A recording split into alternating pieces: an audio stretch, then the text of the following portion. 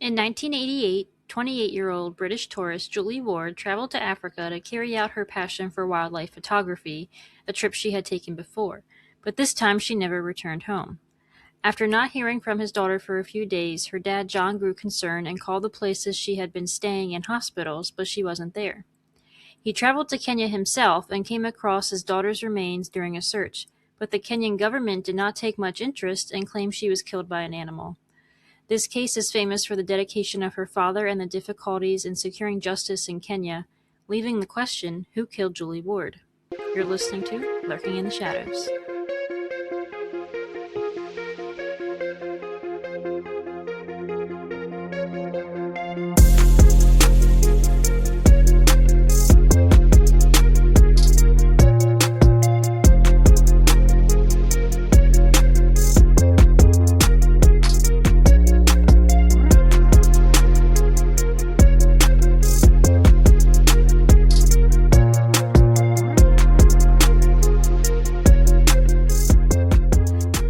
Hello, Shadows.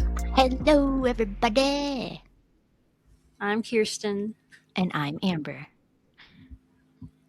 and we're your hosts. Yeah, that's your job. Yeah, I guess. We can't do it together anymore. No, we suck. It's a failure every time. Every time. Yeah. Well, how's everybody doing? Because we are in a snow day. Well, Kirsten specifically is in a nice little snow day. Yeah, it's a winter wonderland out there. Yeah.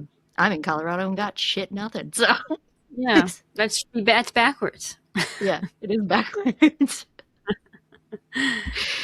That's also just with events that happened in Minneapolis yesterday, it's just not a good time all around. Yes, by the time this comes out, it's probably been a little bit, but the second Minneapolis shooting just occurred yesterday for us at this time. And yes, Alex Preddy, a nurse, was murdered. Yes, and fuck ICE. First off, let's get that. We're not political here, but we are going to tell you also being silent is also being complicit. So I don't have to tell you what my political view is to know that nobody should be gunned down in the street by anybody. So right, it doesn't matter what side we're on here. Fuck ICE. Yeah. And yeah, I don't know. I don't even know what else to say because I'm so angry and disgusting about it, and I don't want to go on a whole rant because that's not what our podcast is. But yeah, same. Yeah, if I put into words how I feel, a lot of people are going to unsubscribe. Yeah. If I really let loose here, I'm going to offend a lot of people. I'll just say that. People would probably get off and be like, "I'm not listening." So I'm going to choose to not say what I want to say.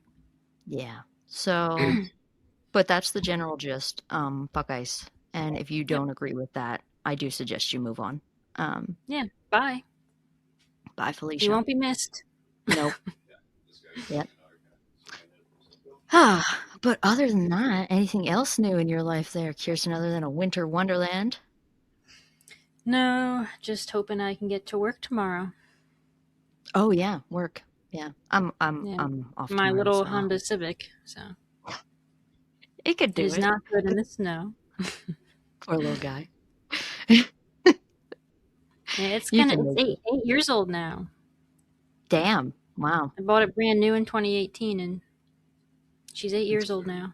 That's crazy. Faithful little car, though. Yeah, it is.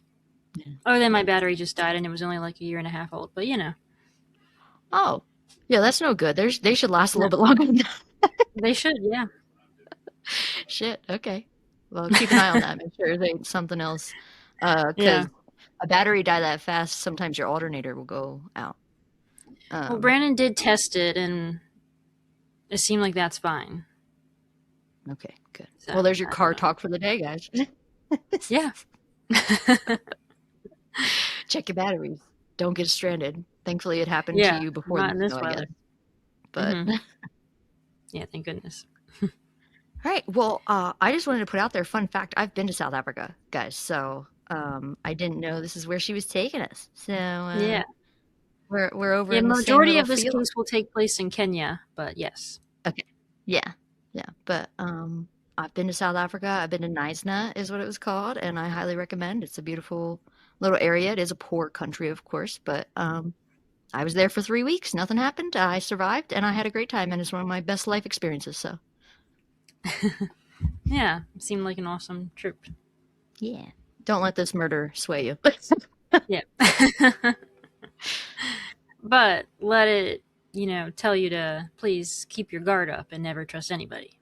Yes, be cautious. Oh, you best believe I was gripping that purse and stuff. I mean, there's a vibe there. Yeah. Even though I survived, there's a Hmm. vibe. Yeah. Well, I have actually not really seen much coverage on this case. Like, even for, I think I came across maybe 2 podcasts that have covered it. Um, so getting some information on it was a little bit difficult. So hopefully this is a new story for all of our listeners. And I had never heard of it either. Yeah, I generally am not very good at recognizing names, but I for sure probably have not heard this one. Yeah. But also get ready to be angry. You know what? I'm already fucking there. Why not? Let's Yeah, just keep that's on true. Yep. going. And, yep. Yep. Well, Julie Ward was born on April 20th, 1960 in Suffolk, England to parents John and Jeanette Ward. Julie enjoyed a comfortable and happy upbringing and had 2 brothers who liked giving her a hard time but were also loving and protective. And this protective nature would carry over into the murder investigation that was unfortunately to come. After attending university, Julie got a job at a publishing company in Bury St. Edmunds in England. The job was extremely demanding, though, and she often worked 15-hour days just to meet deadlines. Damn, 15 Yeah. hours? Mm-hmm. Dude, I thought I 12 don't was know. bad. I was gonna say, I worked my first like almost 10-hour shift the other day, and I was like, I don't know how these bitches do this. 15 hours? Yeah, God, that's crazy. that is crazy. But this did not stop her from pursuing her true passion of wildlife photography, where she would travel up and down the UK to photograph its wildlife. She then began traveling outside of the UK to photograph wildlife and also became passionate about wildlife conservation. By February of 1988, her job and its long hours began weighing on her, and she was ready for a change and wanted to see the world outside of Suffolk. She decided to take a gap year, which is like a structured break for personal growth, exploration, and skill building through activities like travel, volunteering, internships, or work, to fully pursue her passion of wildlife photography. Her father, John Ward, told the Mirror newspaper that Julie was scared life was passing her by. So Julie booked the trip of a lifetime, a 6-month excursion to Africa. Wow, 6 months. Holy shizzle. Mm-hmm. Damn. Yeah, which that would be awesome, I think. I would I love to think go it, on an African safari. I would like, I got to do like a safari type of thing. They do it like on the reserves out there. So that was Mm-hmm. like not like a roughing it safari. I'm talking like we're in a Yeah. truck, going around type of I've actually because I went in 2020 and I can't remember exactly what they call them, but they don't call them safaris out there. Mm-hmm. Um but I'm gonna imagine hers is more of a roughing it safari type of thing for if she's doing an excursion like that for 6 months. Like mine was not like that. Yeah, yeah. 6 months is a long time. Yeah, yeah, that is a chunk. Yes. So Julie, along with a group of 26 other photographers and wildlife enthusiasts, left the UK for Morocco in a big yellow converted truck. Over the next few months, the group traveled through Algeria, Mali, Ghana, the Ivory Coast, and Burkina Faso. The last stop on the trip, and the one Julie was most excited for, was Nairobi, Kenya. John told the media that Julie was looking forward to photographing wildebeest in the Masai Mara National Reserve in Kenya, and it was all she had talked about for weeks before her trip. Fellow travelers in the group described Julie as quiet but confident and resourceful. Whenever their truck would break down or get stuck, she would always find ways to help out. By September of 1988, Julie had been in Kenya for several weeks and was recently introduced to Dr. Glenn Burns, a prominent Australian biologist. Dr. Burns also had a desire to capture the millions of wildebeest during their Great Migration as they moved through Kenya to Tanzania and back again as they follow the rain in search of fresh water and pasture. The group was due to fly home on September 10th, but Julie told her friends in the group that she wanted one last adventure. She rented a used four-wheel drive Jeep, but it was only working in two-wheel drive and was not in the best shape. On Friday, September 2nd, Julie and Dr. Burns set off from Nairobi to Kenya's Masai Mara Game Reserve, which is a vast nature reserve that spans 600 square miles with dense vegetation, open grassland, low trees, and is home to elephants, giraffes, lions, leopards, and hyenas, and more. Yeah, that sounds awesome. See, like the reserve I went in had all those animals out in the wild, except they kept the lions in its own gated area so that it didn't kill all the other animals on the reserve. Okay. Yeah. That makes sense. Yeah. They drove about 140 miles, or about 6 hours, to reach the Sand River campsite in what is described as the heart of the Masai Mara National Reserve, where they planned to spend the weekend photographing wildlife. The rest of her group remained in Nairobi. The next morning, the two woke up early and drove around the reserve, taking photographs and enjoying each other's company. As they were headed back to the campsite for the evening, their vehicle broke down, leaving them stranded in the middle of the reserve. Luckily, a tour guide named Steve Watson happened to spot them and gave them a ride to the Serena Lodge. Unfortunately, the part of the car that had broken down was complex and would take days to fix once the part had been found and delivered.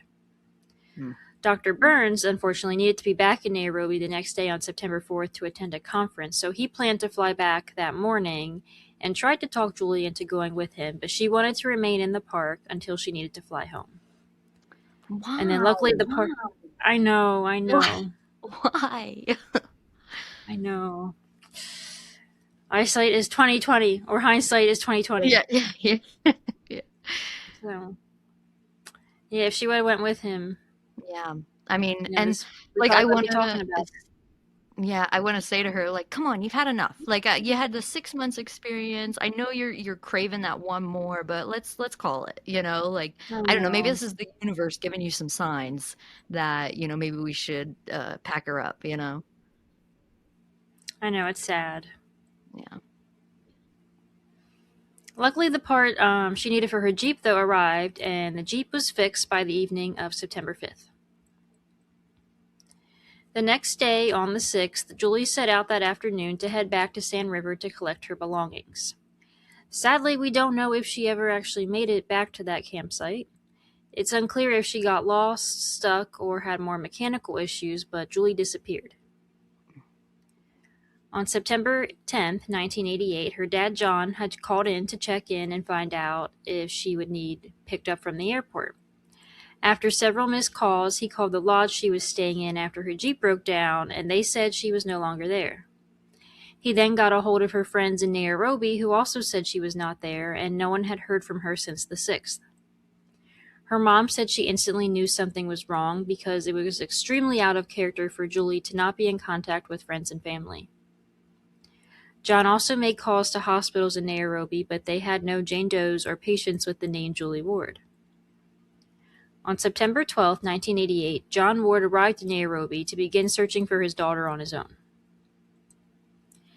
At this point, she had not been seen in 6 days. He arrived at the Masai Mara warden office with missing posters of his daughter to be distributed. Julie's landlord back home also had a pilot's license, and he helped arrange a charter for John in Kenya to search for Julie. And they said even in a plane searching... Yeah. What a good landlord. Holy moly. Yep, right? I had a good connection there. Aw. Even in a plane, they said searching the Masai Mara was very difficult and vast. Yeah. Steve Watson even joined in the search, who was the guy that gave them a ride when he found their broken Jeep. Well, in the brief time he got... He could have been the last person to see her alive. I mean, I think someone at the lodge she was staying at had seen her. Okay. But yes, he was one of the last. One of the last, yeah. Mm-hmm. In the brief time Steve Watson got to know Julie, he had developed feelings for her, and it sounds like she may have felt kind of the same way, like they were Like, I think they spent a night together when he picked her up after the Jeep was broken down, and they like got to know each other. Oh. Yeah. The Wards were well off as John owned a hotel business, so the next day on the 13th, he arranged 5 more aircraft that all searched different areas of the reserve. After a few hours, Julie's Jeep was discovered in a gully with 2 of the wheels in a ditch, and SOS was written in mud on the roof. Oh, well, that made my tummy drop. I The Jeep battery was dead, and there was deep grooves in the mud to show spinning tires. A plane circled overhead, marking the spot as John Ward made his way there, and the police were also summoned to the area. And as you will see throughout this case, the police did not seem too interested in investigating. I'm not surprised. In a lot of countries like this, to be honest, a lot of those cops, they just want, they're corrupt and they want money. Like Mm-hmm. they want bribes. Like they'll let you get away with whatever you want. You slip them some money. Like they'll look the other Mm-hmm. way. Like that's the kind of Yeah, that's like how it works in poor yeah, countries. yeah, and it's a poor country. Yeah. I mean, they're Mm-hmm. doing what I mean, I'm not saying like that's how it should be, obviously, but that's Mm-hmm. how it is in other countries when they are poor. Yep. And that plays a very big factor in this case. I bet. There was camping gear and maps in the back seat of the Jeep, but no Julie. The Sand River was nearby, so one warden followed it downstream while another followed it upstream to search. About 30 minutes later, Julie's body was found 9 miles away from her Jeep. Jeez. Except it wasn't her full body, it was parts of her body scattered around the ashes of a fire, and they could still smell burnt flesh. Well, I don't know if you've ever met a lion that barbecues their meal beforehand, but I don't. Oh, just wait. Oh, just wait. Okay, that's great. Oh, just wait, yep. Her lower jaw was in 2 pieces, and a lock of her hair was on the ground. Okay. Wow, this is rough. Okay, Mm-hmm. she has been taken apart. Okay. Her left leg was in the grass and had been severed at the knee. And her poor father had to see all of this. I didn't even think of that. Holy shit. This Mm-hmm. poor man. Yep. Oh my God. And I bet, like, you probably can't recognize who it is at first. So, of course, they're probably looking around to try and see if it's actually his child. Mm-hmm. Ugh. Yep. No. Sunglasses, red flip-flops, and a towel were also found. And it was the same towel that Julie's family owned in their home. The police left, and her own father collected Julie's remains and combed through the ashes of the fire himself. He I'm going to picked be up her sick. remains in his own hands Oh because my the God. police didn't care. They just walked. Yeah, they would have just left her there. Mm-hmm. What's his father supposed to do? His daughter's right there. Like, Mm-hmm. oh, yep, Miss. Yeah, you're right. I am going to get angry. Yep. Oh, shit. And this sadly won't be the last time John has to step in and take care of things himself. Let's get this man a badge and a raise. Yes.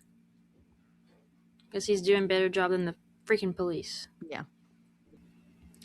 After a few days, the Kenyan police told Julie's family that she had been struck by lightning and her remains had been ravaged by animals.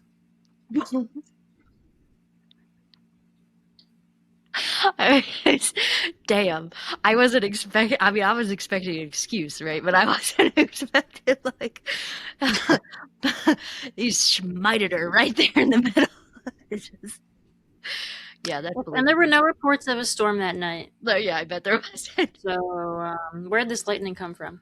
Actually, I'm trying to think. When I was in South Africa for 3 weeks, I don't remember, like, we didn't get severe storms or anything. I mean, and I was there like spring, summer, like when you would think they'd be Mm-hmm. getting those types of things. And Right, she's yeah. September. Yeah, so Mm-hmm. yeah, yeah. I mean, those wicked lightning storms out there.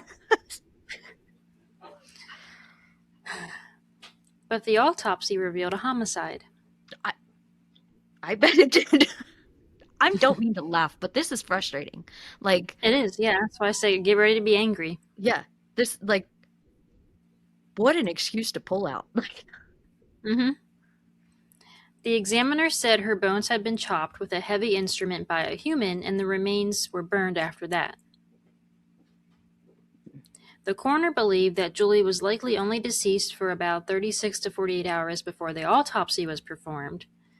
So where had Julie been from the time she was last seen on the 6th until her remains were found? Yeah.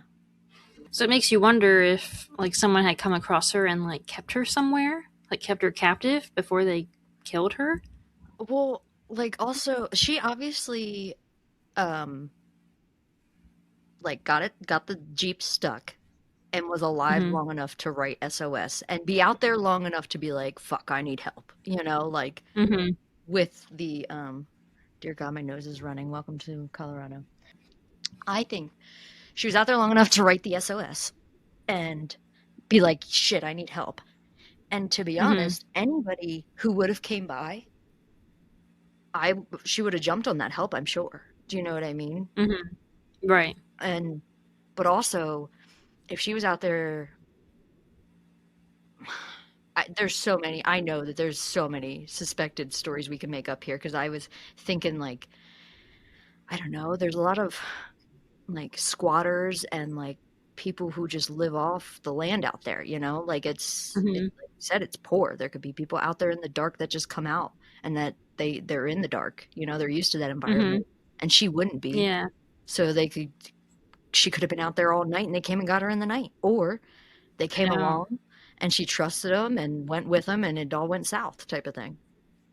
Yeah. It's scary to think about what she was like going through in that moment. I can't imagine being broken down in bumfuck nowhere, Africa, with no means to anything. I mean, we're in the 80s. There's no phones. There's no walkie-talkies, probably. And you don't know if you're going to be able to communicate with the people. They might not speak English. Like, yeah.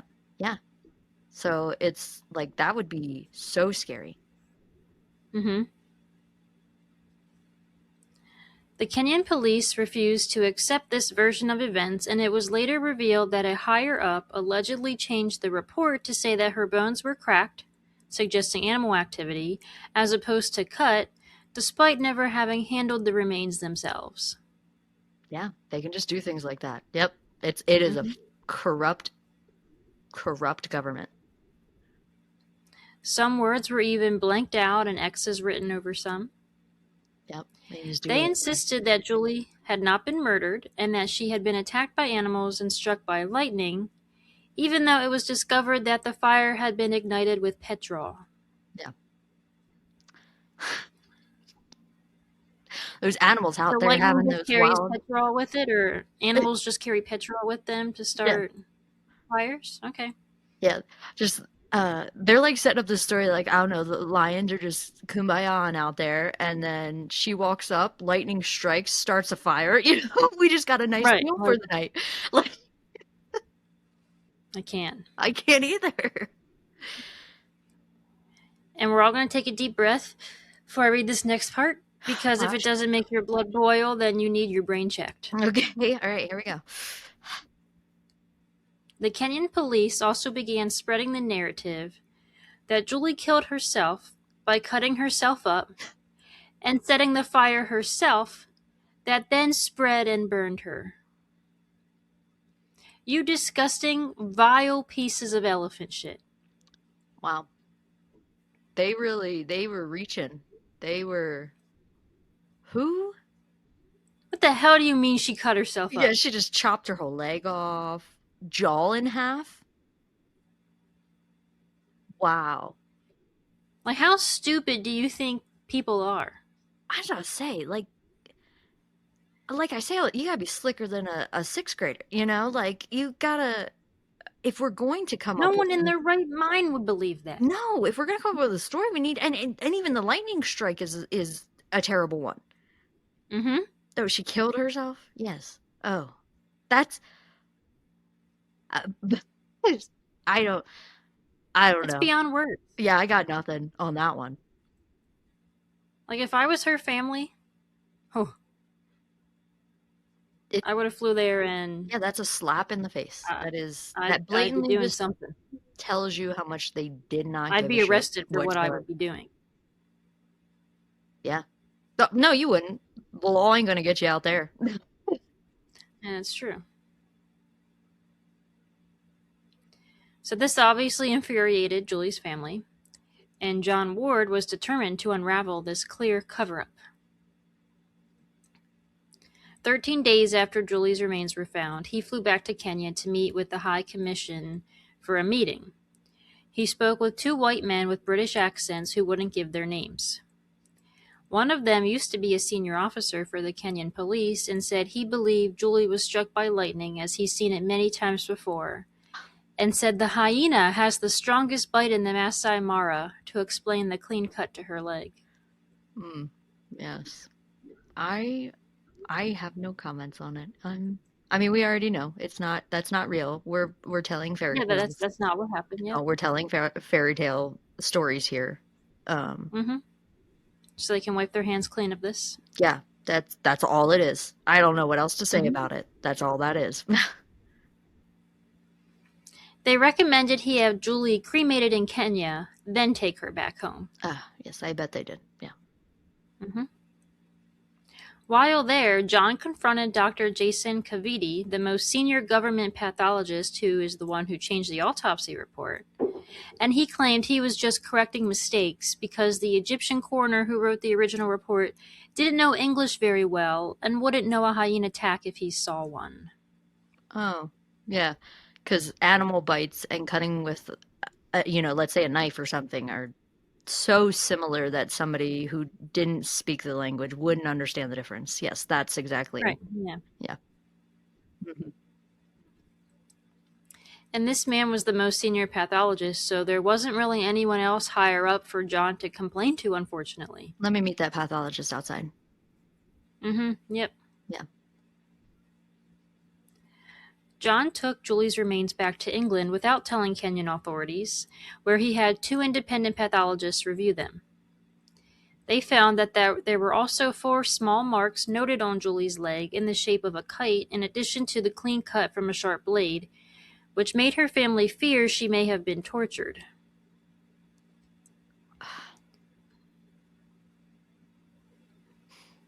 I I mean, I can believe that. And I'm not even gonna blame the other pathologists who may have like missed that and stuff because they were already, in my opinion, on the right path and got then, swamped by corrupt government. Um, Mm-hmm. but I believe that's believable if she had also been kept alive for days. Yeah. A few weeks later, Julie's skull had been found several hundred meters away from the other remains and determined she had been decapitated from behind with a single swipe of a blade. Yeah. These were like okay, so also out in South Africa, I'm sure on all reserves there's poachers. I mean, they're out at night. Mm-hmm. They want to poach and break the law, they do it at night. And they don't give a fuck. They come across a beautiful woman, a woman alone.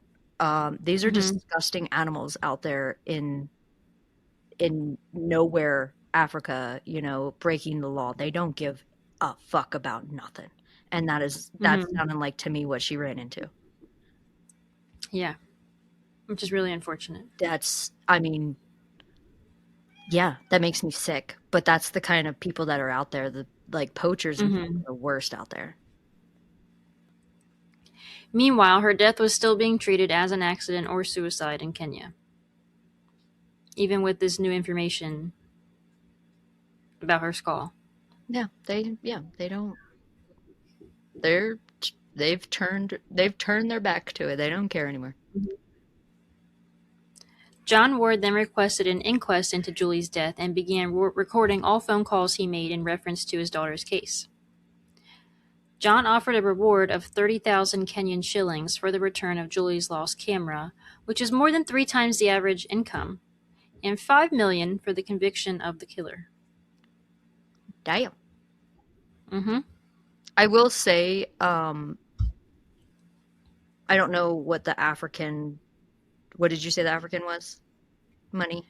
I don't know what the conversion is, but he offered a $30,000 or 30,000 shilling reward, which is 3 times more than the average income. Yeah, I remember when I was in South Africa, like, what I had on me as an American, like in our money, I was like filthy stinking rich out there. Oh, I believe it. Yeah, for the conversion and stuff. Like I had some money on me technically, even though that was Mm-hmm. literally like enough to pay rent for us. Like that was it. Many tips came in, but none that led to answers. John also hired a private detective. A year later, the Kenyan government still didn't open a murder investigation, but finally John got a date for an inquest in August of 1989. The verdict completely refuted the claim that Julie had fallen victim to wildlife and sided with the wards. So that's one good thing that's Yeah. coming out of this. Yeah. Kenya's president was now under pressure to do something about the murder as it was beginning to affect their tourism. Oh. Yeah, for an already poor country, the tourism is important. Mm-hmm. He enlisted the help of Britain's Metropolitan Police, but a lot of evidence had been lost by this point. God. And Julie's dad even gave away the Jeep she was driving, but that was before he knew she was murdered, and now that Jeep is also lost. Oh no. The first suspect police came across was David Kandula Anchuku, a revenue clerk at Sand River Gate, the campsite that in the Masai Mara where Julie had stayed. Anchuku kept track of tourists that arrived each day. He reported seeing Julie leave at 2:30 p.m. on the 6th, and her name was written in the book log that they kept. Her dad, John, though, said that the signature was not Julie's signature, so he took it to a handwriting expert who agreed. They discovered it was actually Anchuku's handwriting, which he originally denied. He only admitted to it the third time he was interviewed by police. That's suspicious. Yep, so this made him look suspicious, but he said he was only trying to get the records right, and police believed him. I don't know. Yeah, I don't know. I don't know what to feel or think about that one. Mm-hmm. Yeah. The next suspect is Simon Ole McCullough, the head warden of the Masai Mara Reserve, who led the search party that found Julie's remains. Julie's family was suspicious of the short time it took them to find her remains when they were found 9 miles away from her vehicle. Because remember, after they split up, it was 30 minutes later they found her remains. Yeah, and 9 miles. So they traveled 9 miles in 30 minutes? Yeah, that's a long amount of time. Mm-hmm. Like a long distance, I mean, for a short amount of time. Yeah. Yeah. So her dad, John, was always suspicious of how quickly it took them to find her remains. I agree. It is suspicious.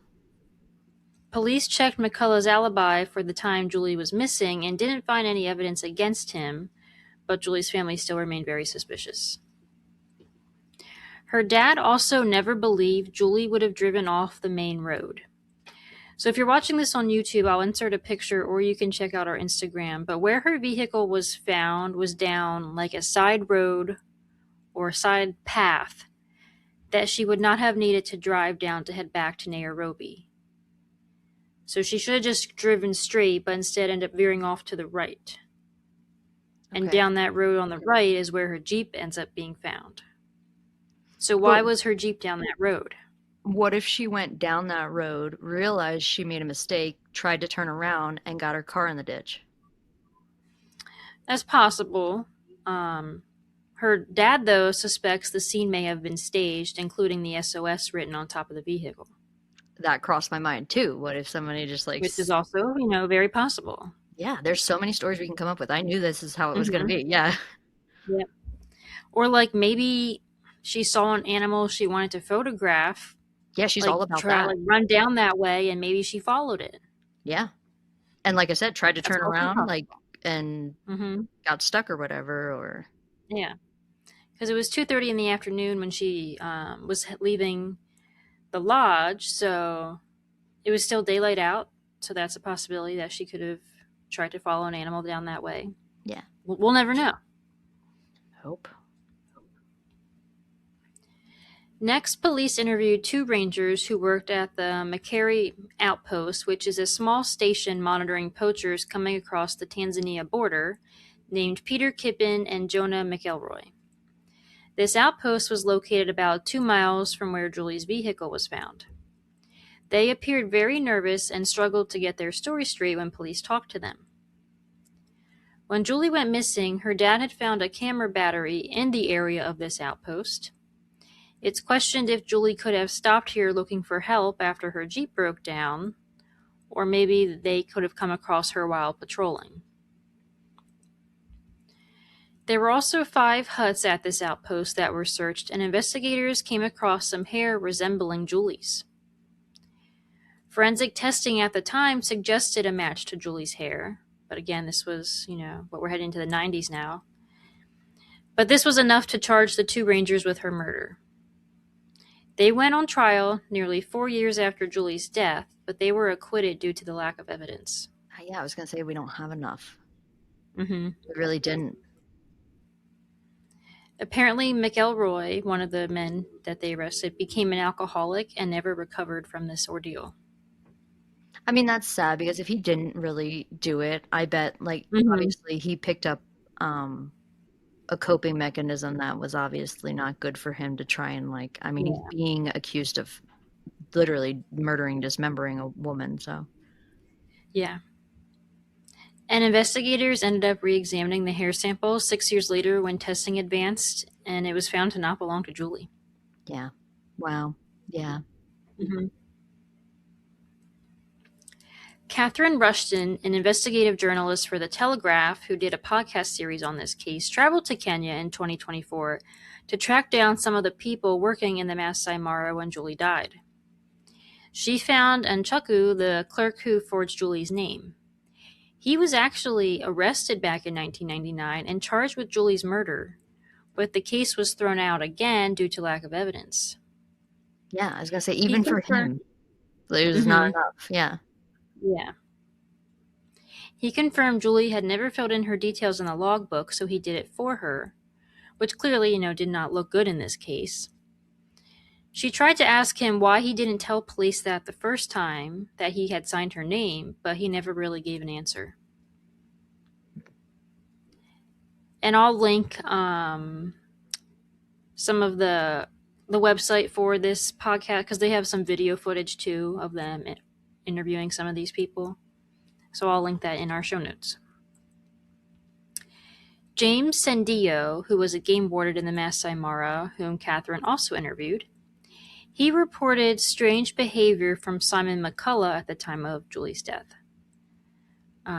So McCullough was one of the wardens that was working. McCullough never distributed the missing person flyers John had dropped off when Julie first went missing, and he just put them in his office.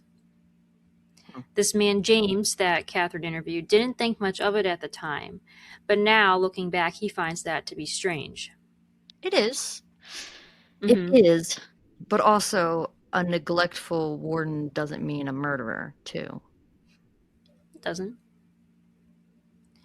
James claims Simon's journey to Julie's remains would have been rough with vegetation, further questioning the short amount of time it took him and his group to find Julie's remains. So McCullough led the search group that found her remains. I mean, with each detail, he does get a little more suspicious. Mm-hmm. He does, yes. McCullough... Oh, wait, where was I? Okay. McCullough claimed vultures led him to the location, which James said could be true. There are a lot of vultures around in Africa when animals are killed. And also, he would know what to be looking for. As a warden out there, he would know, like, Mm-hmm. oh, there's something dead over here. Like, he would know Yeah. that environment and stuff. McCullough also apparently told John he couldn't drive, which James says wasn't true. Something James had always wanted to tell Julie's dad, John, but he never, I guess, got around to it, was a man he was close with who was in the group that discovered Julie's remains. When he talked to this friend afterwards, he said the friend appeared very disturbed because an elder from a Maasai settlement nearby where the remains were approached the search party and told them he heard a loud scream the night before, and he came across the body of an intact white female the next morning. Okay. So if this was true, that means Julie was likely killed and dismembered at separate times. I know, but it's just and this information. It's just an elder coming from. So it's like I don't take it with a grain of salt type of thing. Yeah. This information could have been useful early on, though, if someone had come forward. But now this is 2024 when this information is being shared. Again, I don't know how much we can sit here and, put stock in that. Right. Yeah. It's the same as any witness. Like, they're not. Witness testimonies are not always the most reliable. Yeah. Simon McCullough also ended up being charged with Julie's murder, and he also went to trial years later in March of 1999. The trial lasted about 5 months, but the evidence against him was all circumstantial, and he was also acquitted. Catherine also found Simon McCullough and interviewed him, but he didn't want to talk about the case because he said he was still traumatized by it. She wanted to corroborate the Maasai elder story, but was sadly unable to because he wouldn't tell her anything. Yeah. So we'll never really know if that Maasai elder story was even true. Yeah. Yeah, and I don't know. A woman approached John Ward a few weeks after Julie's death and put a piece of paper in his pocket that read, "The man you are looking for is Jonathan Moy." Jonathan Moy is one of the sons of the president of Kenya at the time, Daniel Moy, who controlled Kenya for 20 years. Jonathan was questioned by police, but his alibi was he was at his farm 150 miles away in September of 1988. However, in 2011, a credible witness told police that Moy had stayed at a camp in the Masai Mara around the time of Julie's disappearance, contradicting his alibi. There were also rumors that Julie may have been involved with him and was possibly seen with him in Nairobi. A few months after Moy gave his statement, though, a large payment was made to John Ward. According to an unpublished manuscript written by John, a member of the government told him, quote, "The payment was being made without the Kenyan government making any admission of guilt. Payment will have to be off the record and in cash," end quote. John also described how a man turned up at his hotel room in Nairobi with a large number of brown envelopes in his coat pockets. Bundle after bundle of dollar bills were unloaded from the depths of his coat. And there's a picture of John with a suitcase full of cash. So the Kenyan government did pay him off. Yeah. And John had threatened to sue Kenya for his expenses related to the investigation. So I guess that was their way of handling it. I'm not surprised. Mm-hmm. In the early 2000s, John was still suspicious of a government cover-up, prompting a 3-year Lincolnshire police investigation with access to confidential documents. Their unpublished report, viewed by the Telegraph, found no conclusive evidence of conspiracy by the British High Commission or the Foreign Office, and determined claims against the Metropolitan Police lacked sufficient support. However, it did criticize the Metropolitan's 1990s police work and the conduct of the Foreign and Commonwealth Office, particularly highlighting concerns about an MI6 agent in Nairobi during Julie's murder. Mr. A, who he's called, was one of the men who tried to persuade John that Julie had been struck by lightning and suggested he have her remains cremated in Kenya. The Metropolitan Police suspended the investigation into Julie Ward's death in 2018 because it had exhausted all lines of inquiry.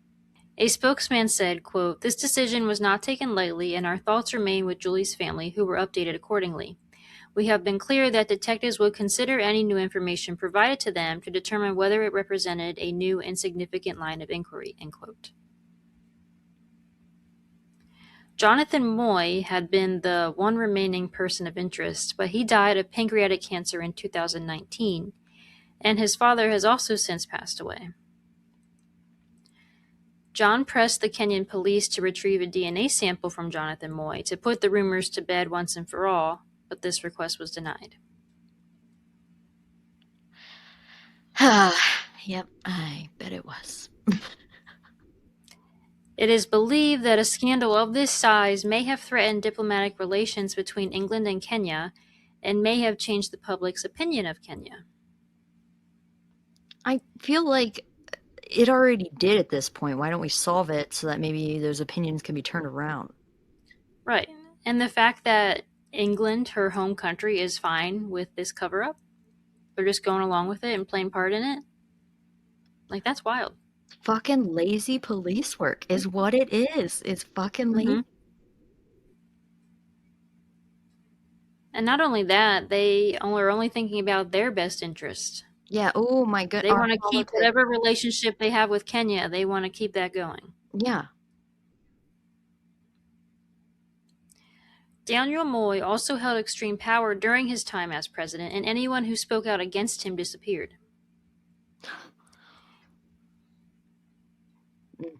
In June of 2023, both Jan and John Ward passed away just within 2 weeks of each other. Oh, crush me.